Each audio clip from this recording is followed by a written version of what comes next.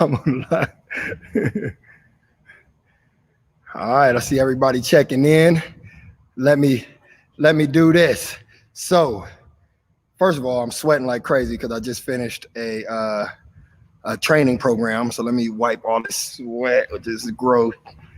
Just finished a training program um, for UNLV.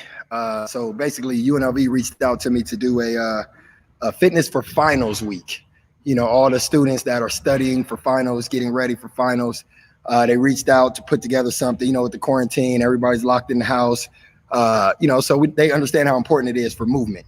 So we're putting together that. So I ran a little tight, had some camera issues, but I'm ready to roll. We're ready to rock and roll. We're ready to get it. So without further ado, I'm going to bring in my special guest for the day, for the night. This is Wednesday Conversation with Mike Waters, and my guest is none other than Mr. Bradley Randle, one of my close friends, somebody that I really look up to from what he's done in such a short amount of time in this training industry. And he's my little bro, but you know, I get inspired, I get motivated by everybody. So he's one that's done it for me. So I'm going to bring him right in and double this thing up. Hey. And there we go. I got my young bro. Young bro, what's up, man? Man, everything is solid, man. I just gave people a little quick intro, man, and let them know who I got coming on here tonight, man. And you know, thank you, man, for taking some time out today to join me, hang out with your big bro for a minute, man. I appreciate it. Hey, it's always a pleasure seeing you. It's always a pleasure conversating with you, texting with you, giving you a call, and you know, just reminiscing off of phase one. I remember phase one was out of the back of, I want to say he was either your Escalade or your Yukon. And we was phase one at I forgot which park it was, but you know, we made it work. So I appreciate that. You definitely helped me out to where I'm at right now.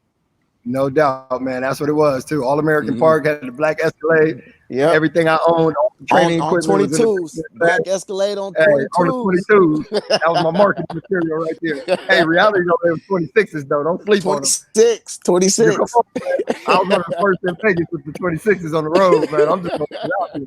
You know, I don't want them to sleep, man. I got to keep everybody woke.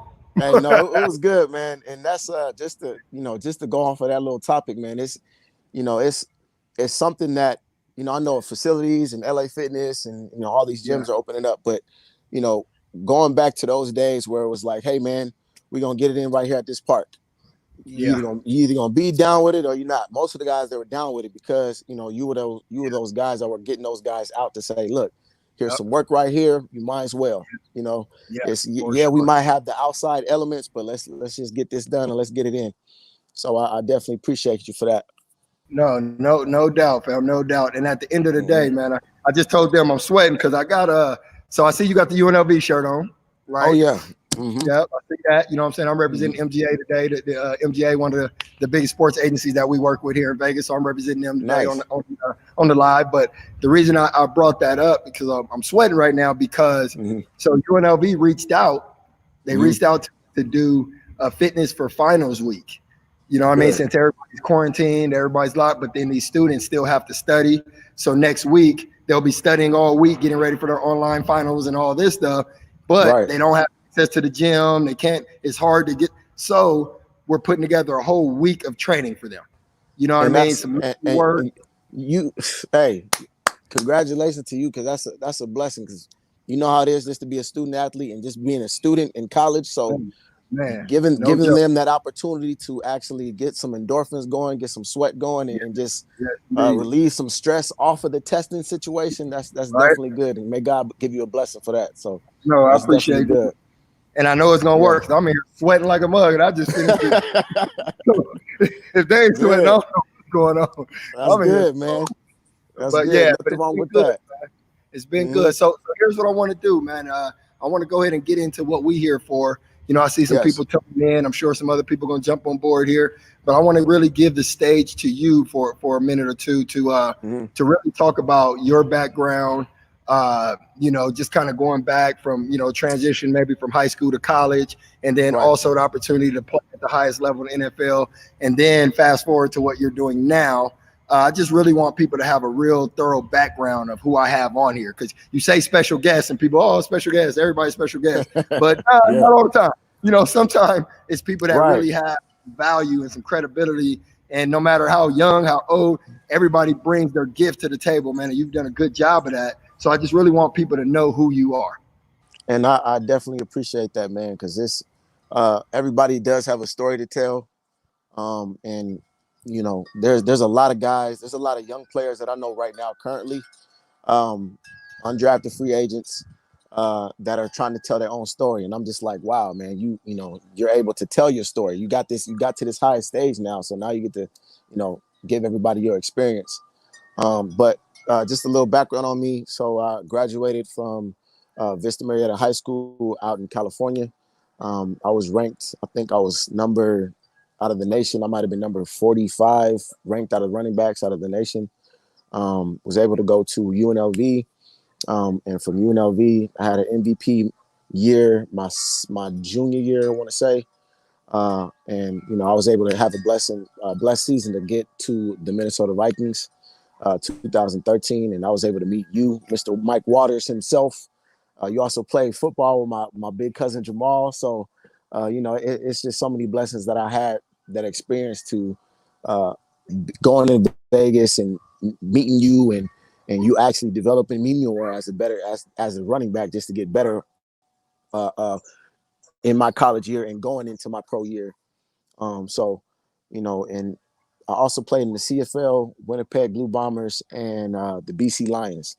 So running back, slot, kickoff return, kickoff guy. If somebody went down, I was ready to go on special teams, and that's just me, just being ready to roll. Yeah. But like I said, just to go off of the draft and just to go off the NFL stuff that's happening right now currently. I also coached 2 years over at Riverside City College, which is a junior college. And there is, I want to say, about 3 junior college players that's actually, they got picked up on a team. So, and their story, their background is like, their story to tell is just amazing to me, because I know every player has a story. There's actually one guy that I want to talk about. His name is Travis. I want to say it's Travis Johnson. Now this kid, he had a full ride scholarship to Oregon. Ended up leaving Oregon as a quarterback, coming to RCC as a quarterback. The coach ended up changing his position to wide receiver. He ended up getting the offer to Montana State, I want to say. And keep in mind, this dude's a quarterback, so he's a quarterback. He's about 6'4", I want to say 225. But he ended up getting a undrafted contract to the, I want to say to the is it Buccaneers? I want to say the Buccaneers. And just to be there as a Riverside City College coach, just to see his journey from Oregon to Riverside City College to now being an NFL wide receiver for the Tampa Bay Buccaneers with Tom Brady. And that's huge. And there's so many stories out there that players will actually get to tell, God willing, if they get to that level, if they get to that opportunity. And it's just a beautiful thing, because I know, I mean, even you have your own story of being in college, junior college, UNLV, and your success that you have right now, which is, I hope you write a book, because I'm buying it. Where's the book at, Mike? I'm waiting for that, man. Right now, I'm still writing the book. Okay, good. I bet you, as long as you got those pages going, man, I'm picking it up. But yeah, man, it's just So let me ask you this. So in your experience, and let me back up a small step. In your experience, when you transitioned from UNLV, and I mean, you were a free agent, right? Undrafted free agent, yes. Undrafted free agent. What was, because right now everybody just kind of went through that phase. Some people, of course, drafted. Others went priority free. Some went just free. Some are still waiting on a call. What was that period like? When you came out and you were like, okay, I don't know if I'm getting drafted. I hope I do, but and then of course you watch round 1, 2, 3, then you watch round 4 or 5, then you watch 6, and then you watch 7, and then it ends, and it's over, and you gotten the call, what does that Man, process do to your brain? woo. You know what? I'll say this. My dad that played Major League Baseball, Yankees, Mets, Mariners, Lenny Randle, The by the way. the Yep. legend. Yes, My sir. dad, my dad, like just a casual. My dad, Yeah. his dad's a legend, straight up, he, he is the most literally. he is the most interesting. MLB named him the most interesting man in baseball. So if you can Google Lenny Randle and see all his coolness. Literally Um, super to this day. oh yeah. He also has an album too. He got an album when he was playing. He dropped the album. And he speaks how many languages? I know he speaks at least He 2-3 languages. Something crazy. He speaks Italian, he speaks Spanish fluently, and then he does like this British London accent. So he's an international guy. Well, they say that boy's well traveled. They say he's well traveled. Well traveled. But yeah, no. So he was, he put me on game really because I had the Philadelphia Eagles, I had the Browns, I had the Atlanta Falcons, I had the Dolphins, the Vikings, and I think maybe one or two other teams. Okay. So what I was doing, I was taking notes. So I was seeing if any of these teams are drafting running backs. Yeah. So I was doing my homework. I made sure I was like, okay, Philadelphia Eagles, they picked up this dude running back. Okay, I'm gonna check that off the box. Dolphins, checking that off the box. So when it got down to the last round, and I knew it was over, I immediately got calls. So I got the teams that didn't draft a running back. So I had the Vikings, I had the Atlanta Falcons, who had Jacquizz Rodgers at the time, and then I had I think the Eagles. So really, it was more so of a strategy for myself and for my family, and we were looking at it as, I did my research on the roster to see if there was anybody like me, 5'8", 195 pounds. I had to do my research. That's good. So I ended up looking at the Vikings roster. Of course, they had Adrian Peterson, they had Toby Gerhart, they had Matt Asiata, Jerome Felton, and a guy named Joe Banyard. And they were not like me. So I ultimately ended up picking the Vikings out of my 3 other options that I had. So doing that was the best thing for me because I knew that they didn't have anybody like me. So now I can go in and hopefully try to compete with Adrian Peterson, Toby Gerhart, Matt Asiata, and any other rookies that came in. Gotcha. Now, what made you go through that process when, in a lot of cases, that's people could easily say that's the agent's job. What made you take that into your own hands and do that research and do that studying to put yourself in the best position? It was, to be honest, man, it was the mentors that I had around me from really just being my dad. And man, my dad had me around. He had me around Ken Griffey Jr., Alex Rodriguez. My dad had me around who else? He had me around just a lot of big time name players. So every once in a while, I would pick up things, from 16, 17, 18, 19, 20. I would pick things up.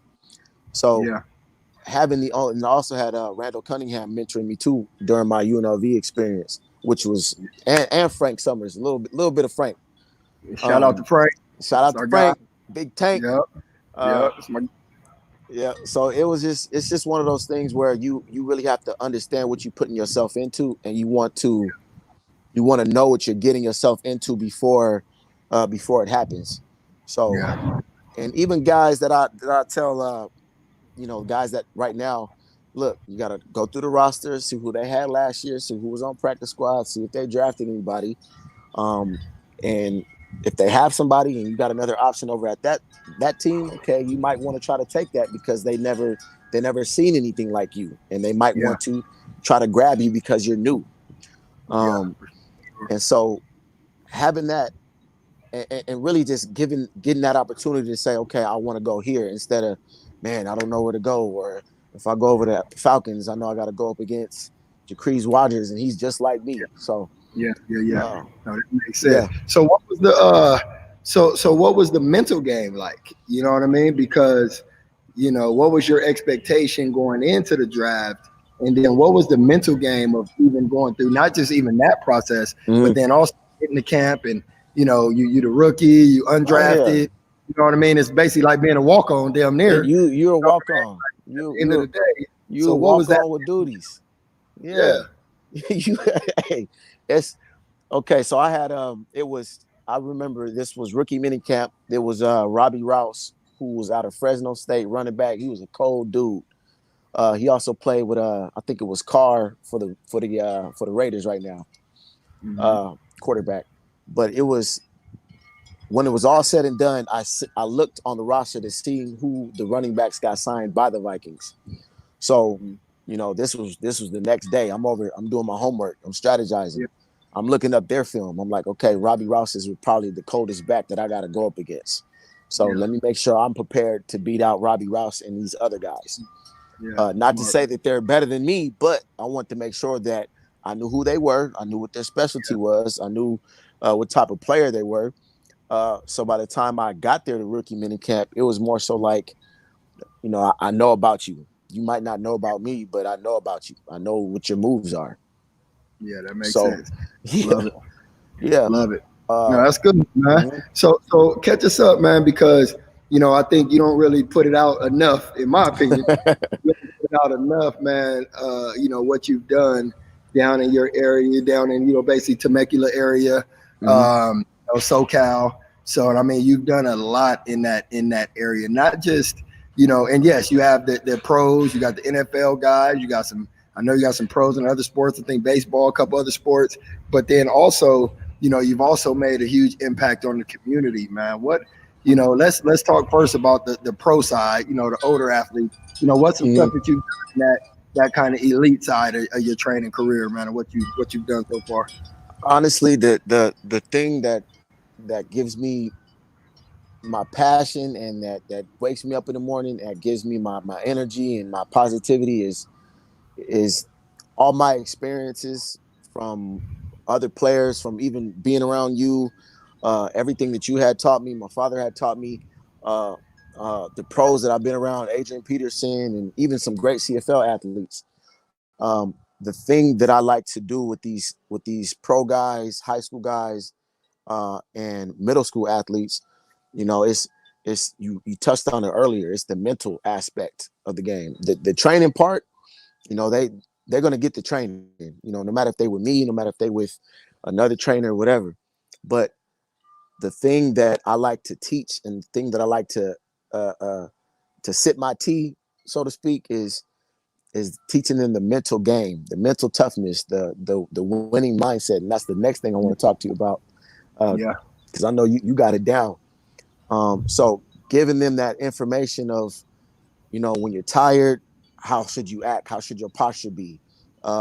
When you drop a ball, what you should do after that? Okay, I drop my ball. I'm yeah, gonna knock out. I'm gonna do my push-ups. I'm gonna get back. I'm gonna reset my mind. yeah, Um, there's no such thing as a perfect play. There's no such thing as a perfect player.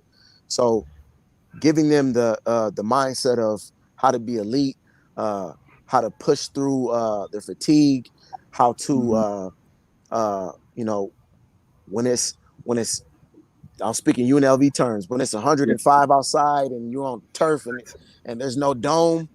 Right. how am I, You how am got I going? bottom of your cleats melting off. My cleats melting. I got blisters on my feet. It's like this. It's like, how bad do you want to be better than your opponent? How bad do you want to be? You know, don't get it twisted. Better than your Yeah, teammate, but yeah, how are you going to say at the end of my day, I improved? yeah, My mental toughness is sharp. My abilities are sharp. My fatigue, I'm not even gonna say that I'm fatigued, even though everybody else is huffing and puffing. I'm gonna make sure I'm standing strong. yeah, Um, so those little things of just giving them that information of how to, you know, hold your body posture right when you're tired. You know what I'm yeah, saying? Uh, have a catchphrase. My catchphrase was, man, I love this game. I got to do this. If I want to make it here, then this is what I got to do. So I love had it. little catchphrases for me to make sure I can keep myself sharp, Hmm. even though I was tired and gassed out. But I didn't want everybody else to know that. Yep. Mm-hmm. I love it. That's dope. No, I love that, man, because to me that is really the most important thing you got going. Is that mindset. You know what I mean? Because as you progress and as you go level to level, everybody good. Everybody's good. Everybody was however many stars you got, they got 3, that. all that. Everybody, you had 11 offers. Somebody on that team had 15, Yep. 30. Yep.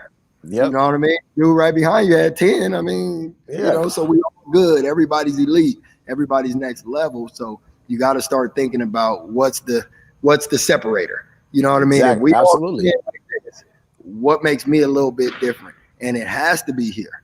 It has to be here. So yeah, I'm a big fan. I love that you brought that up because I'm a big fan of that winner's mindset, man. To me, that's where all is. And let me question for you too, because I definitely want to hear what you have to say. I mean, don't be flipping my interview, man. This is my conversation. Okay, I just had to. Hey, bro. Hey, big bro. My bad. I'm just saying, man. I'm trying to, I want to talk to you. I'm trying to get my who them dudes out there, my Arsenio Hall for the old people. I'm trying to get my Jay Leno. I'm old. I can't think of none of the people right now. Jimmy Fallon. I'm trying to get Jimmy Fallon. Yep, Jimmy Fallon on. What you got? Well, no, because you do it so well. It's just the winning mindset. I know, yours might be different from mine, or it might be the same, or it might have different little niches. But not too many kids or athletes have that. Know what it means. For an example, let me say this: there's one pro player named Elijah Penny. He plays for the New York Giants. He's a fullback. Yep. You met him out there in Phase 1 in Las Vegas. Yep. Right. Yep. So his thing is, he blocking for Saquon Barkley, and his coaches told him, "Hey, man, you're gonna have to get some carries now." You know what I'm saying? So, the thing that I told him was like, "Look, bro, this got to be a Pro Bowl year. There should be everything in your mind should be Pro Bowl rep, Pro Bowl catch, Pro Bowl run, Pro Bowl block." So, giving him that, and really my brother actually, Kamasi, actually really just mentored him a lot. And shout out to Kamasi. He definitely we got legends around our circle, boy. I tell you, hey, straight out of Compton. CPT. Man, that's the guy right there. Yep. Right. Yeah. Go ahead. But yeah, no. So it's just one of those things where athletes are good, athletes are great, but what's going to separate you? So giving them that extra niche of saying, look, it's right here. Yeah. Your Pro Bowl season is right here. Literally. So what is something, when you say the winner's mindset, what is something that you think of, or what are your 3 tools or your things just to say, this is my winner's mindset. This is my winning mindset. Yeah. So here's where I would start. If we look at it right now, it's off season, everybody's quarantined, all that stuff going on, but it's off season, no matter how you cut it. The NFL players, let's use them for example. They're all getting ready for the season. We don't know the dates, we don't know the timelines, but we know it's coming at some point. So somebody like Penny, for example, this is a big year for him, right? This is a chance for him to show that he's even more valuable than people may have even seen the last couple years. Right. So what if I told you this? And this is how I try to talk to my athletes to get them to see it a different way. What if I told you this? What if I told you your career, your season coming up, your season is simply a bank account. It's a bank account. Right now, you can't get the money out. You can't get the money out until August, September, whenever the season starts. But you can make deposits. Right? Right. So everything you did from now until August is only deposits. You can't get it out. You can't touch it. You can't, pull up to the ATM. You can't do none of that. All you can do is put money in it. And in August, you can get out everything that you put in. Right. If you looked at your career like that for the next for May, June, July, for the next 3 months, if you looked at your career like every rep, every sprint, every plyo, every meal that you eat, every time you go to sleep on time, every time somebody say, we're about to do this, and you're like, I'm good, I got to get my rest because I got to train in the morning. Every time you do that, those are deposits. Right. You just build them up. And now when the lights pop on in August and it's game 1, and you go to that bank and you say, hey, I want all my money out. Cash me out. How much going to be in your account? Absolutely. So if you think about that, so for Penny, for example, for the next 3 months, his mindset should be one track. I'm deposit. I'm just making deposit after deposit. I'm putting it all in there, all my effort, all my energy, all my time. You know what I mean? I'm having time for my family, but even my family knows, that this is the time. It's now. And by making those deposits, when he shows up game 1 and he chip on that first nice run, that ain't nothing but a withdrawal. Oh yeah. Everybody else gonna look at it. You know, announcers, where did he come from? They're gonna be going to the file. They're gonna be googling his name. He played at you know, they're gonna be trying to do all the extensive research. But in reality, is Penny is gonna know that it wasn't no coincidence. I'm just making withdrawals. That's all I'm doing. That's all I'm doing. So that's the type of mindset that I try to invest into these athletes is every chance you get, every set, every rep. That's why I'm so hard on them. Even my staff, we so hard when we watch an athlete just take one sprint off. I mean, you can have 100 sprints. If you don't finish 1 out of the 100, we down your throat. Because we understand the value of even that one sprint that you took off. Just that one. Yeah. That's the difference. Because what if the game on the line? What if we just needed 1 yard?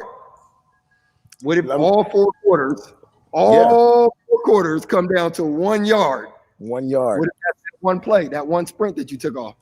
Now let me say this, and I'm happy that you said that. You know that kid, well, I don't know what the kid is, what his name is, but there was a picture. I think some football players, they're running lines or gashes or something. And somebody took a picture of the kid's foot, and all the players, their foot was behind the line when they were coming back to touch the line. And the line was right here, and the kid's foot was right here. He was that short, like 5 inches. Literally, you know, and that kid went viral just because of the game is measured by inches. All your teammates is touching the line, and you stop right here. Hey, and here's that part: we lost. We lost. Yeah, man. We all did right, and you blew it. You dropped the pass. You fumbled. We lost.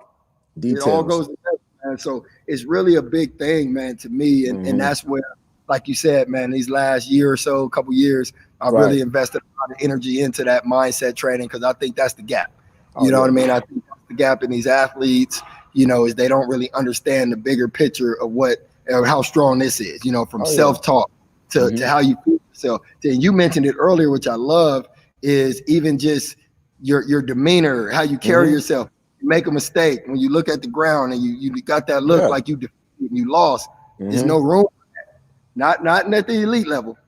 You know what I mean? Pop Warner, you might get away with it for a little bit. But you ain't no room for that. Because somebody right behind you waiting on that one opportunity, and they're gonna take it.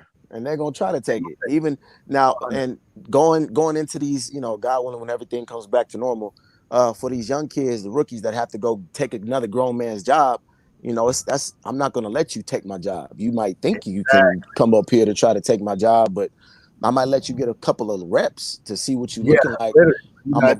I'm evaluating you to see do I need to go jump on this dude right now, or can I just let him get a, you know? So there's definitely some games and some strategies that you need to have as you get into that NFL and the CFL level.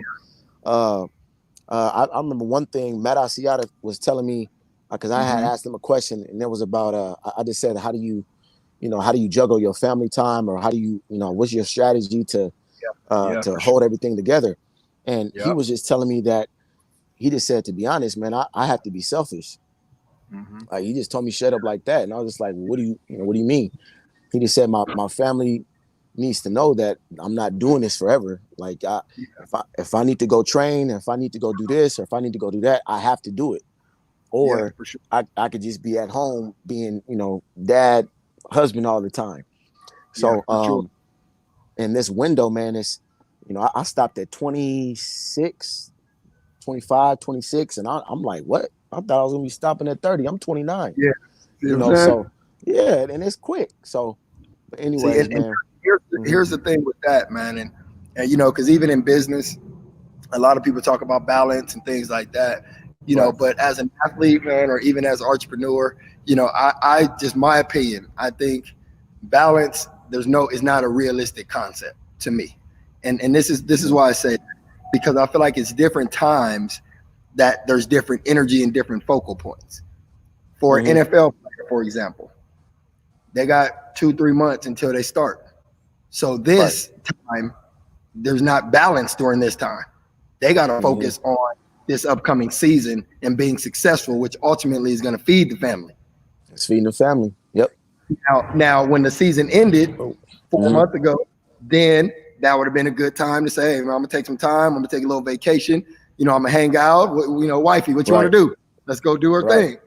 But I think balance is a misunderstanding, because I think there's certain times where the energy of the entire family, your whole circle, everybody in your circle has to be able to feed into the same project at the same time. I don't care whether it's girlfriend. I tell my athletes all the time, like during combine prep, for example, we had our 10, 11 guys doing combine prep. I told them day one, if you have somebody in your life that is distracting you, somebody that wants to be on the phone all night, somebody that want to argue about anything, somebody that's texting, you have any of that, right now is the perfect time to tell them, bye, I'll see you in about 10 weeks, roughly. Or, and I even gave them an option 2, because you might not want to take the mic approach. Option number 2 is you have a serious conversation with that person. And I don't care if it's a parent. I don't care if it's mom, dad that's just bugging you in the zone.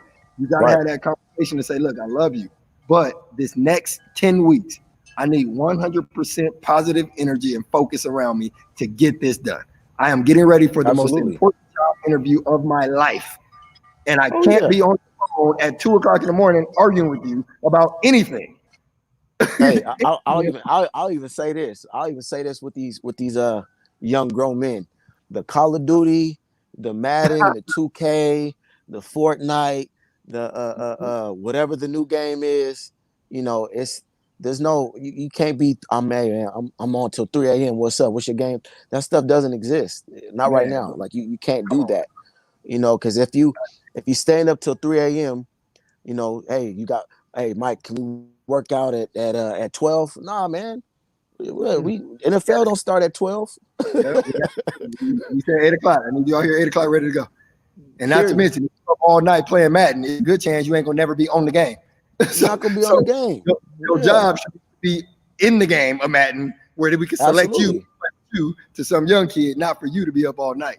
Like refocus your priorities. Absolutely. You have to be. You have to be. Yeah. So let me ask you this, man. What's some things that you do? You know what I mean? On a personal level, being a business owner, you also work a lot with the academy and the different schools, young kids, so how do you manage your schedule, your time, and how do you find that balance between, making sure you're effective, but then, you have kids, you got family. Right. So how does all that balance out? Yes, I do. So with me, with all the college guys that are here right now and the pro guys that are here right now, my window is from, and I already did my time with UNLV Heat.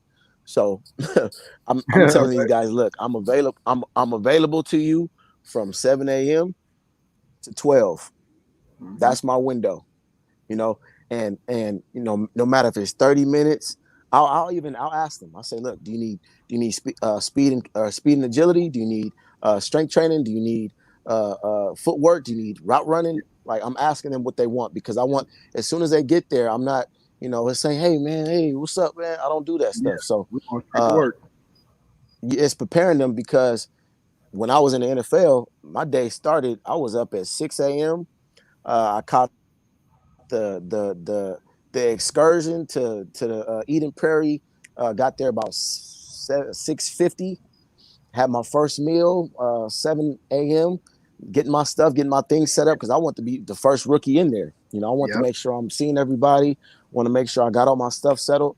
So like I said, it's I'm here from 7 a.m. to 12. After that, hey, I turned myself into my daughter and my son, third grade and first grade. So I'm officially a elementary school teacher.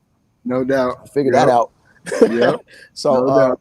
So really, giving them their time when it comes to the athlete side, and having my own personal life, of raising my own kids is important, because I don't want to be off balance.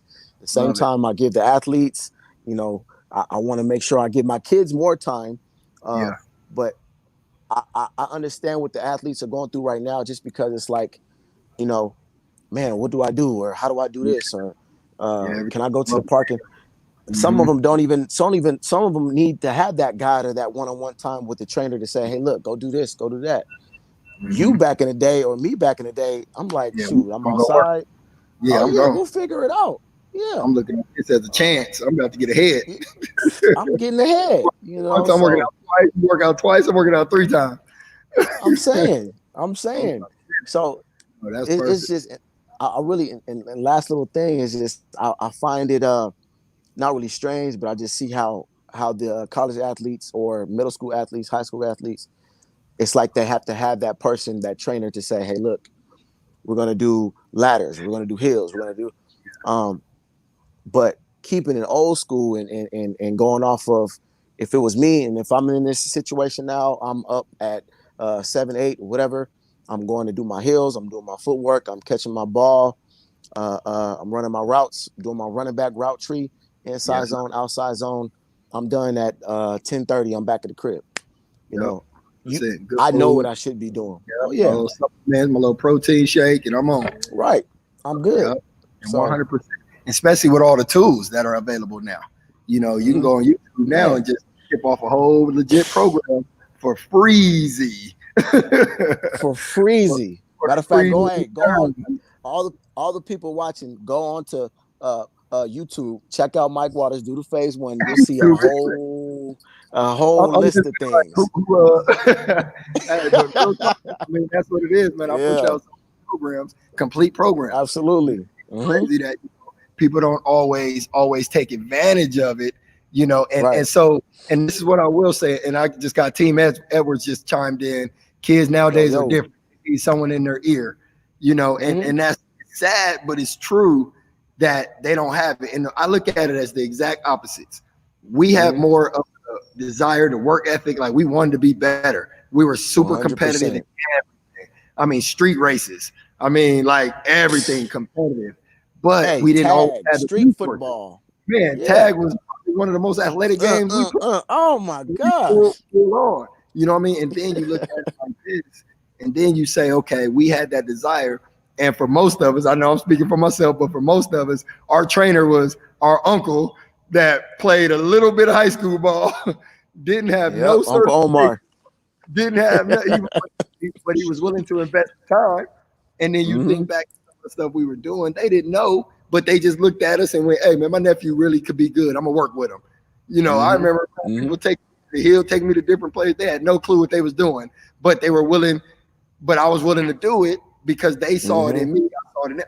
But now athletes like Team Edwards said, they got performance trainers, phase one sports. We Mm-hmm. got 20,000 square foot indoor turf, all this crazy elaborate stuff, and we still got to Man, fight to get kids in here, to get them committed, to get them to, and it's right. just it's weird, man. It's a weird It, balance, but that's our I job. That's the job of and really, as a trainer, I'm not your friend. I'm not your buddy. I'm not your pal. I'm not your homie. We could be cool, Yeah, we but good. you're not gonna always like the workouts that I do. And my job is not to put you through something simple. So 100%. if you're telling me that you want a 1,000-yard season, 10 touchdowns and leading the Mountain West and this and that, or make it to year 6, 7, 8, 9, 10 in the league, then all right, well, this is what it takes. We Here got work to it do. is. This right. So, No, but yeah, one. man, I definitely appreciate you, man. This is good, and I'm happy to get this conversation with you, because I know you're a busy man, No, man, I So, try to keep it and moving, man. I try to maximize time. That's all. So before you right. go though, I gotta close it out like this. Mm-hmm, This is where I want to go. We got some good insight on what you've done. Let me ask you a mm-hmm. question, and it's a loaded question, so you take it however you need to. All What's right, here we next? go. What is next for Bradley Randle? What is next on your thing? What are you setting out to accomplish in this moment? What's next? What is next is for me to continue to do what I'm doing. Like I said, I thank God for it. I'm very passionate for it. me reaching out to the youth, kids, me being a mentor to NFL players, high school players, college players, middle school players. So all the knowledge and information that I have right now from being around you, being around Randall Cunningham, being around my father, uh, Doug Flutie, King Griffey Jr., Adrian Peterson, Matt Asiata, all this knowledge that I have, I want to continue to give it back. The biggest compliment that I ever had was getting a couple of notes from athletes saying how, and I thank God for it, how I was able to change their game, how I was able to change their mind of thinking, how I was able to give them more confidence, how I was able to give them more belief in their abilities and in their game. So, God willing, shoot, if I'll say this, if I can get, I don't know, 10 kids out of this area into the NFL, I'll be hands up, I'll be thankful, and I'll be like, thank you, God, my job here is done. Because the NFL, man, it is a monster, and you are evaluated by the general manager, by the head coach, by the offensive coordinator, by the even the players, even your position. I remember, I'll tell you a story with Matt. He was messing with me one time. We were running the play, and this is when we had Matt Castle and Christian Ponder. Yep. And I think Musgrove was our offensive coordinator. Matt Castle set a play, and I'm over here like, dang, okay, I don't know the play. And I turned back real quick like, hey, what's the play? Da-da-da-da. And he was like, hey, it's outside zone footwork, outside zone footwork. And I'm like, nah, man, that's wrong. Like, it's not outside zone footwork. It's supposed to be power footwork on this play. But I knew it was power footwork, but he was telling me, hey, bro, it's outside zone. You got to do. So he over here running game on me to try to mess me up for my film. So when I get on film, Randle, what is this? You over here doing outside zone footwork, and it's supposed to be power. You're not ready. I wasn't, man. So no, man, it's you got to be ready when you get there, because if you're not, then whatever you put on film, you can either be the example guy where coach is circling you with the little laser, or you can be the, hey, this is what we're not going to do right here. So stay focused, be ready, be prepared, keep your mental toughness, and be ready for your opportunities. That's what I want to say. That's dope, man. So all my young athletes out there, and anybody that is watching this live, anybody that comes across this in the next few months, over the next years, share this, all the athletes that are around you, all the young athletes, college, pro athletes, share it, because they need to hear it from different perspectives.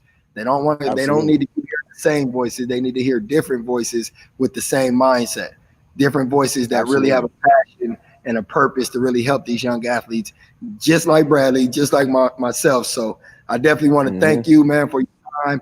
Before we end it, man, let people know where they can reach you at, how they can find you, especially if you're down in that area. Just let them know that real quick before we get out of here. So the Instagram is the RB Guru, and my Twitter is Vikings Rebel. I think it's Vikings_Rebel. And I do have Snapchat. So my Snapchat is BR_Hollywood. That was my college name that just happened. So, but yes, I'm out in the Marietta, Temecula area. Work with all athletes. And like I said, the biggest thing is just making sure that you're ready mentally, physically, spiritually, and getting your game to the next level is what I'm all about. I'm not going to tell you any broken promises. I'm going to tell you what you need to hear, and we're going to get to work. So, Mike, I appreciate you. Much success to you. I'm ready to get that book when you're ready to publish it. And I definitely got to see you soon. Yes, sir. I appreciate you, loved one. All right.